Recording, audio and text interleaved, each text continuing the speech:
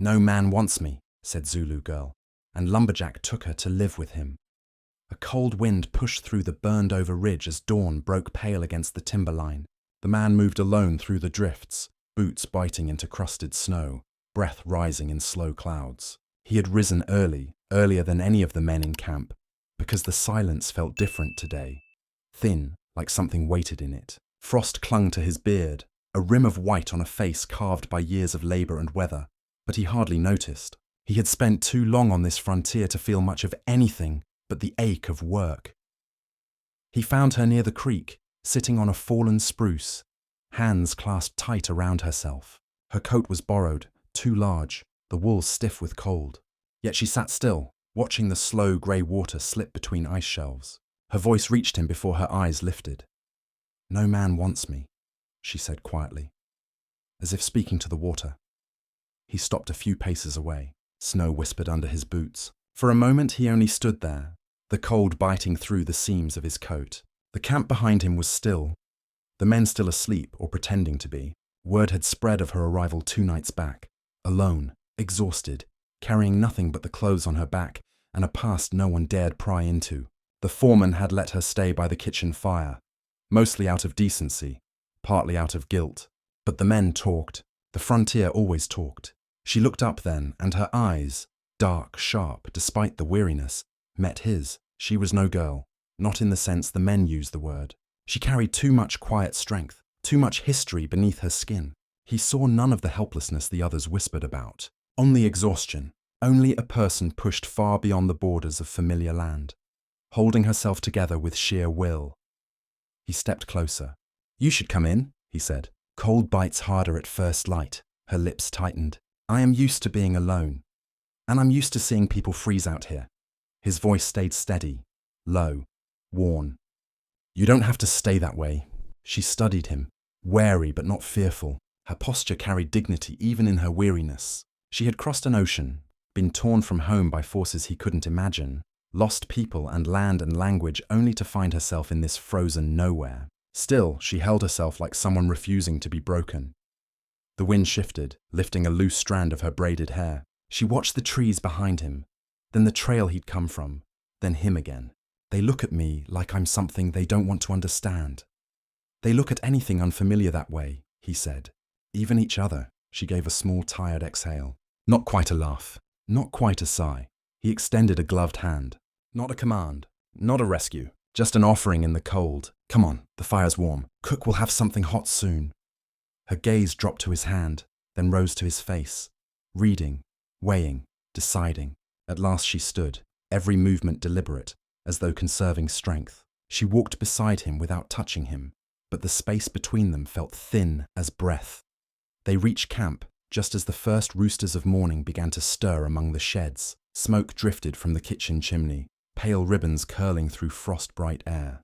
Men shuffled toward the mess hall, shoulders hunched, faces rough from sleep. Some glanced her way, then away quickly, ashamed of their curiosity. He guided her through the doorway. Heat washed over them instantly, thick with the smell of wood smoke and rising bread. She loosened the top buttons of her coat, letting warmth settle against her skin. He watched her shoulders ease just a fraction, the smallest sign she might finally be thawing. She accepted a tin mug from him, fingers brushing his glove for just a breath. Her voice came lighter now, though still quiet. "Why do you help me?" He poured himself coffee and leaned on the counter beside her. "Everyone deserves someplace warm to stand." Her eyes softened. "That is not what your men think," he snorted softly. "My men think a lot of foolish things." She sipped the steaming drink, closing her eyes at the heat. "And you?" He answered without hesitation. "I think you're tired, and alone, and you shouldn't have to be." A calm settled between them, unspoken, heavy, but not uncomfortable. She looked at him with a steadiness that unsettled him more than any winter storm. Not because of fear, because of recognition. The foreman stomped in then, scattering snow across the floorboards. "We've got storm clouds building," he muttered. "Big one rolling fast from the east. I need crews moving sooner," the lumberjack nodded. She watched the shift in him, the way responsibility settled onto his shoulders like another layer of wool. He finished his coffee in 2 swallows and set the tin aside. "You stay by the kitchen fire until the storm passes," he told her. "Cook won't mind." She lifted her chin slightly. And when the storm is done?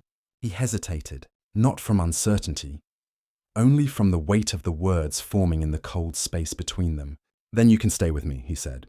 If you want. I've got room, and no one to share it with. The kitchen grew quiet. Even Cook, bustling with pans, paused in the corner of his eye. But the lumberjack didn't look away from her. She held his gaze for a long, steady moment. Her voice, when it came, was barely above a whisper. Why? He didn't sugarcoat it. No one should walk this place alone. Not you, not me. This frontier takes enough without our help. Her breath trembled. Not from fear, but from something deeper and long denied. She looked down at the mug, fingers tightening around the warm metal. Then she nodded, once, firm and simple. I will come, she said. He felt the shift in the room, the subtle change in the air between them. Not possession, not rescue, something quieter, harder. Two people choosing a road in the middle of a land that had little mercy to spare. The foreman cleared his throat. Storm will be on us by midday, he reminded. The lumberjack grabbed his coat and tools, tucking gloves under his arm. Before stepping back into the cold, he looked at her again. She stood by the fire, coat open, steam rising from the mug in her hands, watching him with a calm that felt steadier than any shelter. I'll come back before dark, he said. She nodded. I will be here. Then he stepped into the freezing wind, boots crunching hard against snow as the sky dimmed beneath a gathering wall of grey cloud. The forest waited, vast and indifferent, but something in him felt different, anchored in a way he had not expected, as though the long hours ahead would not feel quite as empty, knowing someone waited by a fire he had offered. He tightened his scarf and headed toward the cutting site, crossing the ridge where the wind howled strongest. Snow stung his eyes, but he kept moving, breath steady, muscles warming with effort. Behind him, the camp shrank to a handful of shapes, smoke rising thin against the sky. Ahead, the storm built its fury. Behind, for the first time in years, someone waited for him.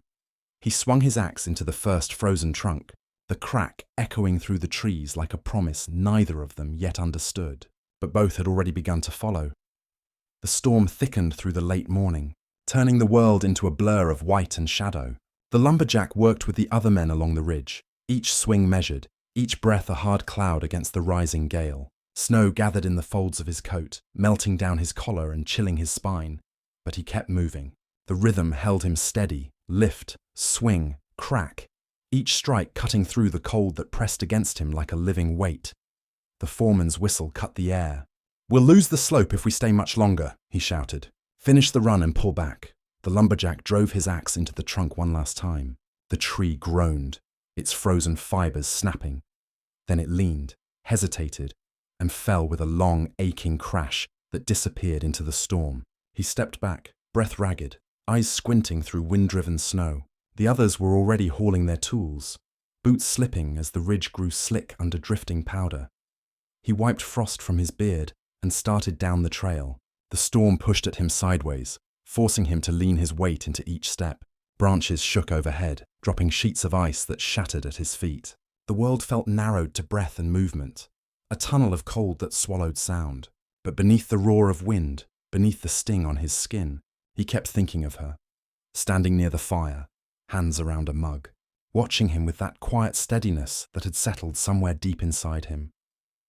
By the time he reached camp, snow had buried the paths, smoothing every line into soft white mounds. Lanterns glowed dim through the storm, swaying from hooks along the mess hall porch. He pushed open the kitchen door, letting heat and the smell of soup wash over him in a wave. His coat steamed instantly, snow melting into puddles at his feet. She turned from the fire as he entered. Her eyes widened slightly at the sight of him. Coat stiff with ice, hair wild with snow, hands trembling from cold. She set her mug aside and stepped toward him, stopping just close enough that he could feel warmth radiate from her. You made it back, she said softly. He nodded, pulling off his gloves with stiff fingers. Storm came fast. Ridge was almost gone beneath us. Her gaze moved over him, calm but intent, noting the soaked sleeves, the scraped knuckles, the faint tremor in his jaw. She reached for a spare cloth from the counter and held it out. You should warm your hands. He accepted it, wrapping the coarse wool around his palms. You been here all morning? Yes. She stood near him, but not touching, the closeness carrying more weight than any contact. Cook let me help. I peeled potatoes, cut herbs. It felt good to work. He managed a small smile. He's particular about his kitchen. He scolded me twice, she said, and something like a faint, reluctant amusement appeared in her eyes. But he was kind beneath it. The foreman pushed in with a gust of cold. Storm's only getting worse, he said, stamping his boots. No crew out tomorrow. Roads will be buried by midnight. The lumberjack nodded, but his attention stayed on her. She watched the snow swirl outside the small window, her shoulders rounding slightly beneath the oversized coat. The firelight cast a soft glow along her cheek, warming the shadows beneath her eyes. You eaten? He asked. Not yet. He ladled stew into 2 bowls and set one before her. She accepted it with both hands, holding it close, letting the steam drift up across her face. They stood by the fire, shoulders nearly touching, eating quietly, while the storm strengthened beyond the walls. After a few minutes she spoke, voice low but steady. When you said I could stay with you, you meant it. I did. And you are sure? He swallowed the last of the stew, set the bowl aside, and looked at her fully. I don't say things I don't mean. The storm rattled the shutters. She looked down at her hands, turning the empty bowl slowly, then set it on the table. When she lifted her eyes again, something had shifted. Less guarded, more certain. Then I will go with you, she said, when the storm passes. He felt the weight of those words settle into him, heavier than the storm, steadier than any promise he'd made in years. He nodded once, slow. Good. The cook banged a pot in the corner, grumbling about snow. The foreman left, muttering about blocked trails. The wind howled around the eaves like a restless beast, but in the small quiet between them, warmth held. Hours later, as night settled like a heavy cloak, he led her through the storm to his cabin. Snow beat against the lantern in his hand, casting a trembling circle of light around their boots. The wind roared through the pines, bending their dark shapes into long, shifting lines. She walked close beside him, coat wrapped tight, her breath quick but steady. You warm enough? He asked, leaning toward her to be heard. Yes. Her voice carried a firmness that steadied him. His cabin stood half buried in snow, smoke drifting from the chimney in thin, wavering lines. He pushed the door open, letting lamplight spill into the storm. Inside, the air was warm with the scent of pine resin and iron stove heat. It was a small place, single room, low rafters, rough plank walls, but clean, sturdy, and his. She stepped inside and paused, eyes moving slowly over the space. A single bed in the corner, a table with 2 chairs, tools hanging along the far wall, a thick wool blanket draped over the back of a chair. She touched nothing, only looked, quiet, measuring, absorbing. He set the lantern down. It's not much, he said. Her gaze returned to him, steady and unflinching. It is enough. He took off his coat, shook snow from his hair, and stoked the stove, adding another log to the crackling fire. She moved closer to the warmth, holding her hands out, palms open. The flames lit her face, casting soft gold across her skin.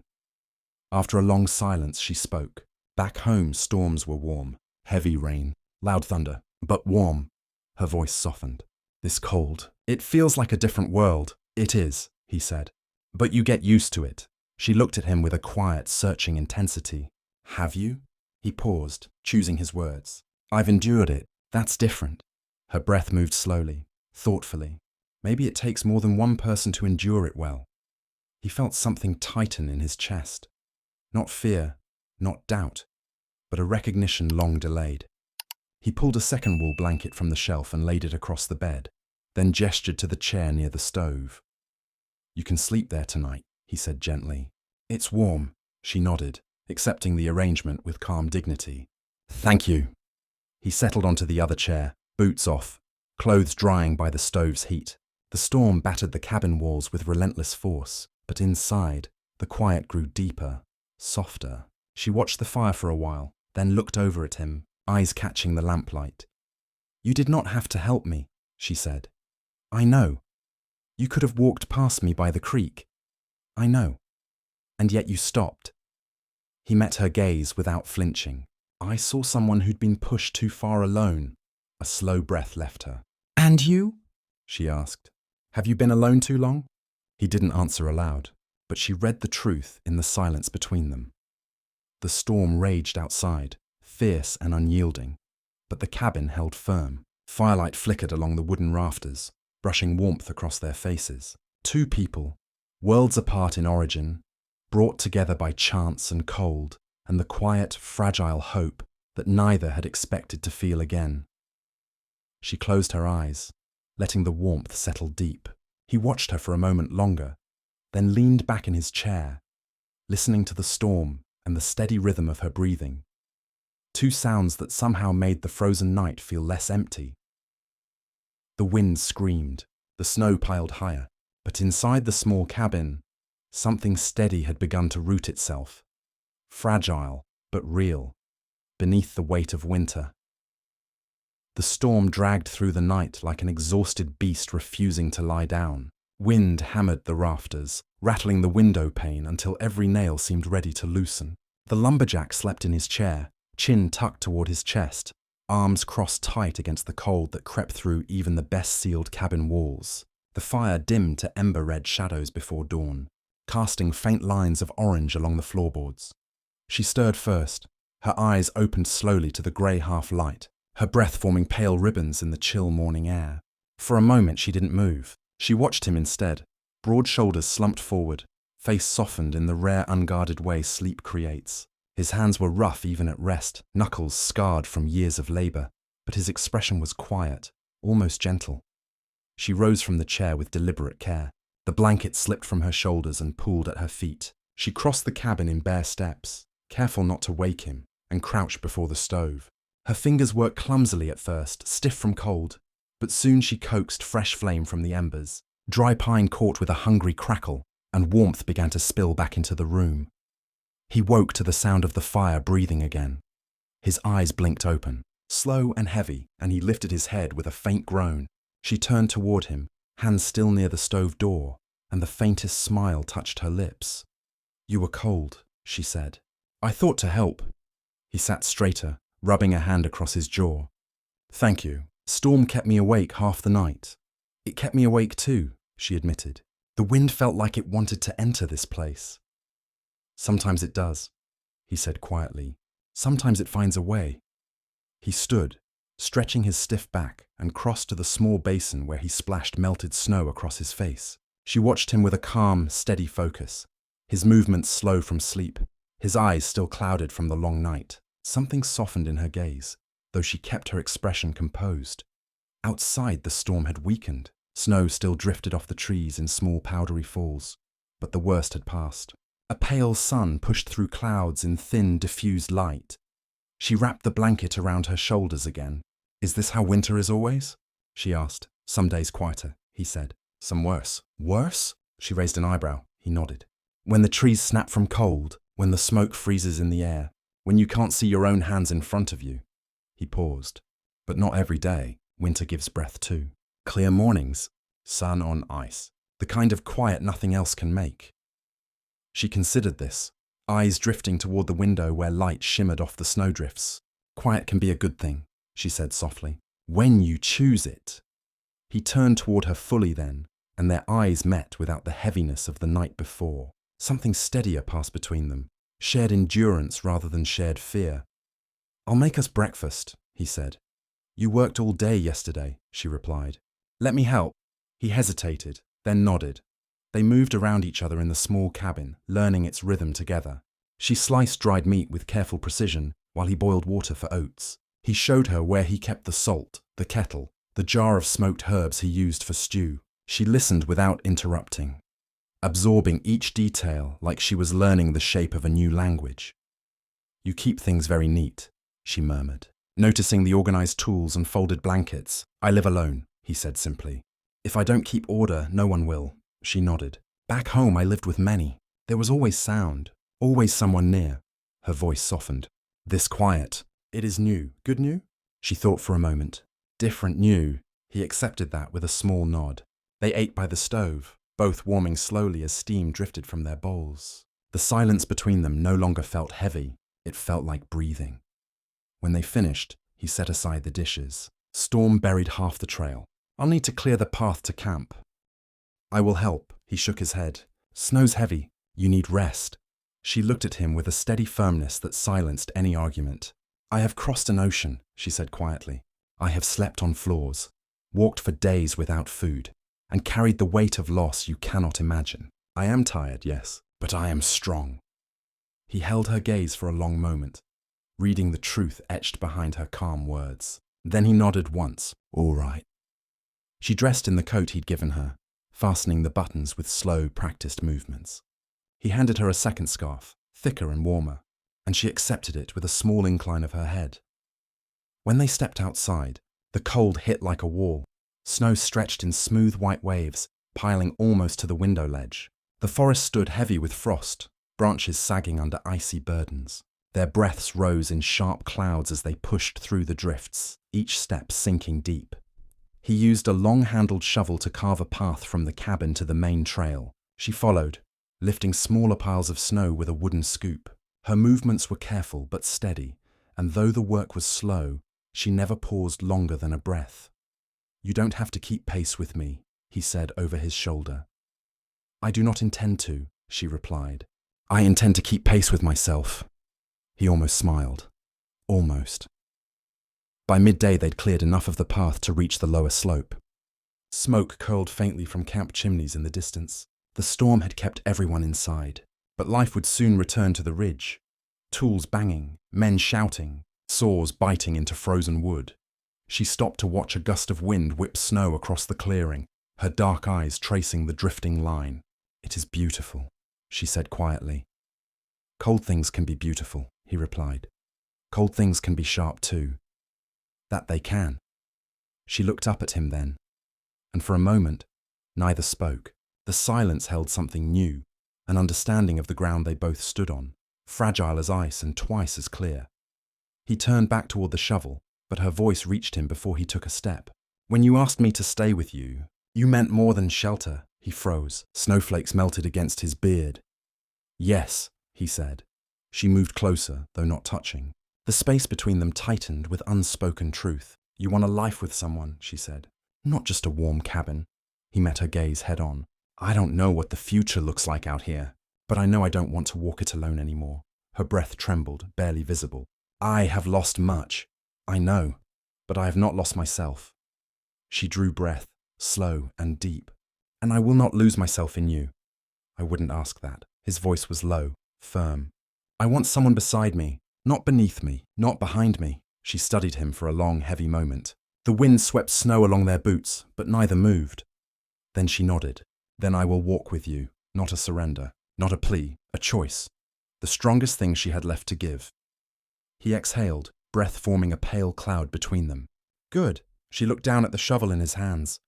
"Show me the rest of the work." He stepped aside, giving her room. She planted her feet, lifted the scoop, and set to clearing the next heavy drift. Side by side, they worked through the winter afternoon. Two silhouettes against the endless white, shaping a path forward, one slow, steady breath at a time. The afternoon settled into a muted hush, the kind that only follows a storm. The air felt cleaner, sharper, as though the world had been stripped of every unnecessary sound. Their breaths rose in slow, steady clouds as they cleared the last heavy drift near the bend of the trail. Snowflakes clung to her eyelashes, melting against her cheeks, but she did not wipe them away. She simply worked, breath measured, movements strong despite the weight of the scoop. He paused to catch his breath, leaning lightly on the shovel handle.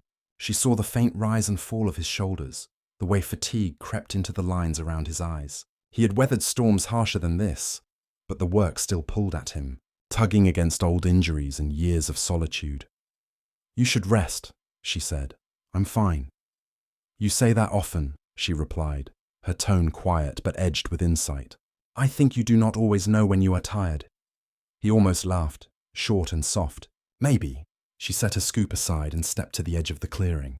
The wind caught the ends of her braided hair, stirring it gently. She looked out toward the valley where the frozen river wound like a silver scar through the forest. "It reminds me of something," she murmured. "What's that?" She hesitated, then spoke with slow, deliberate care. "Where I grew up, there were hills. Green ones, rolling, soft. After rain, they shone like polished stone. I would stand at the top and see every path clearly, every bend, every shadow, every place a person might walk. Her breath trembled slightly. Here the land hides itself. The snow covers everything. You do not know what lies beneath. He shifted closer, boots crunching softly. And that troubles you. It humbles me. She looked down at her hands, fingers reddened from cold. It reminds me how small I am in this place. He nodded slowly. It reminds us all.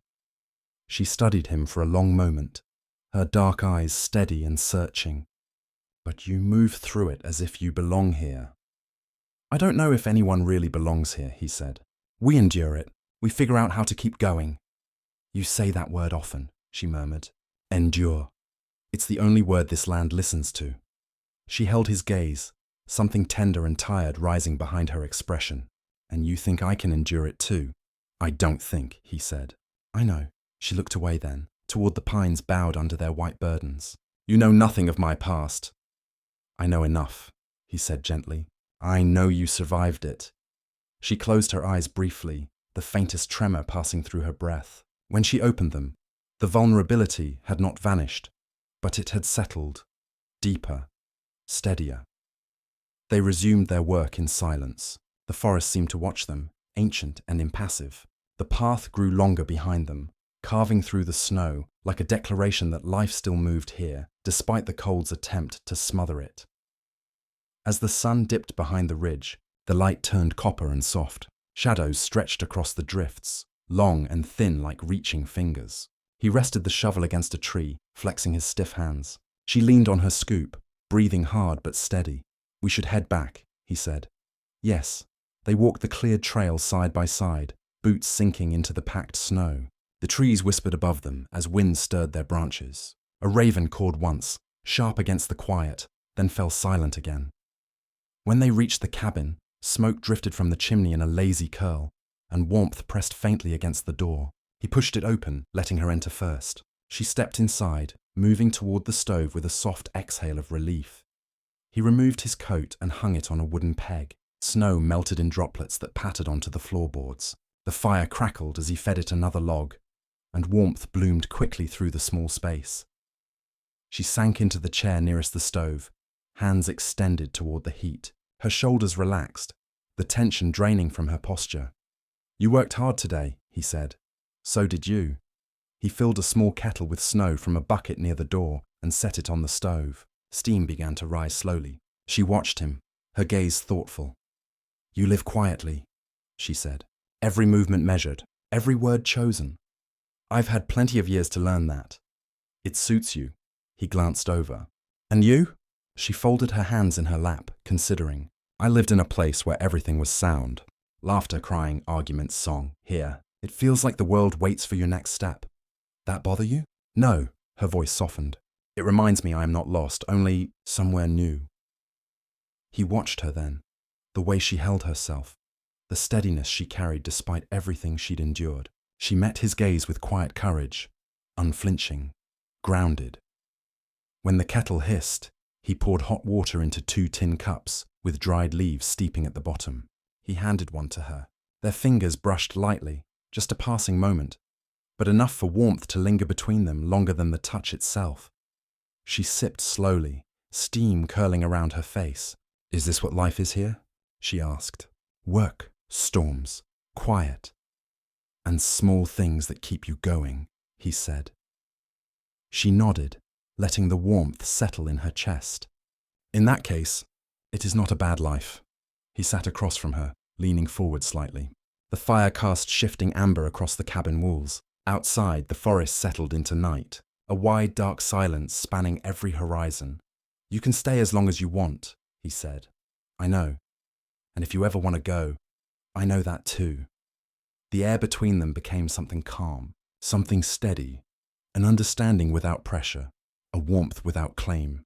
Her eyes softened. His breath eased. For the first time since she had stepped onto this frozen frontier, she felt not like a burden or a stranger, but like a person with a place to stand. The wind whispered across the roof. The fire crackled. Their cups cooled slowly in their hands. And the night settled around them, deep and unbroken, as the beginnings of a shared life took quiet root between the beating storms. If you enjoyed, please subscribe and comment what country you're watching from. See you in the next one.